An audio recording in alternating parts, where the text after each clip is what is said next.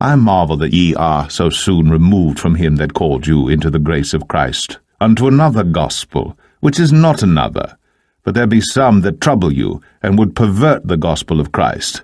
But though we, or an angel from heaven, preach any other gospel unto you than that which we have preached unto you, let him be accursed. As we said before, so say I now again, if any man preach any other gospel unto you than that ye have received, let him be accursed.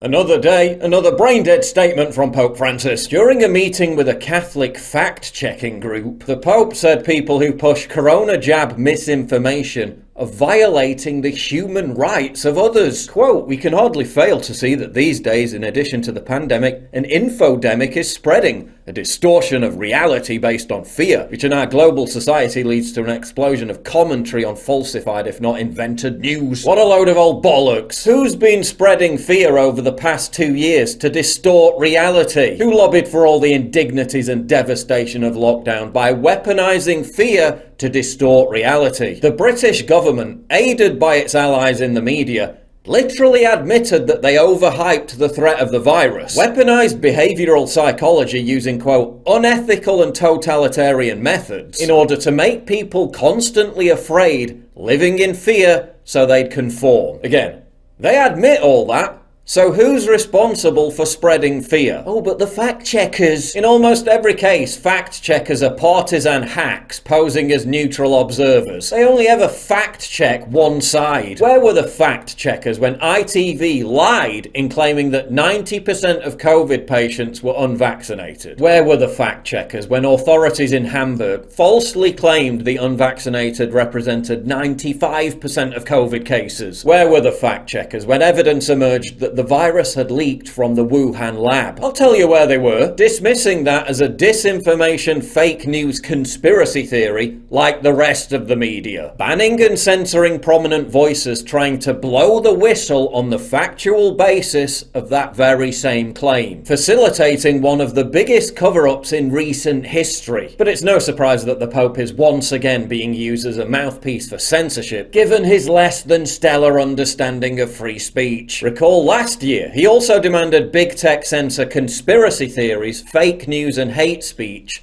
quote, in the name of God. Yeah, he actually said that. He actually framed the blacklisting of information as something that had been ordained by the Almighty himself. Yeah, if I could choose one word to describe Silicon Valley and what they do, it wouldn't be godly or Christian. Remember also how the Pope literally sided with the terrorists after the Charlie Hebdo massacre. Yeah, in the context of free speech, he actually did that. È vero che non si può reagire violentamente, ma se il dottor Gasparri, grande amico, mi dice una parolaccia contro la mia mamma, ma gli aspetta un pugno. Ma è normale. È normale. Non si può provocare. Non si può insultare la fede degli altri. Ye are of your father, the devil, and the lusts of your father ye will do. He was a murderer from the beginning, and abode not in the truth, because there is no truth in him. When he speaketh a lie, he speaketh of his own, for he is a liar, and the father of it. And because I tell you the truth, ye believe me not. When anyone criticises the Pope as being a shill for anti-Catholic globalist interests, he lashes out and claims they're doing the work of the devil. It seems the Pope's problem with free speech is almost entirely predicated on other people using it to call him out for what he is.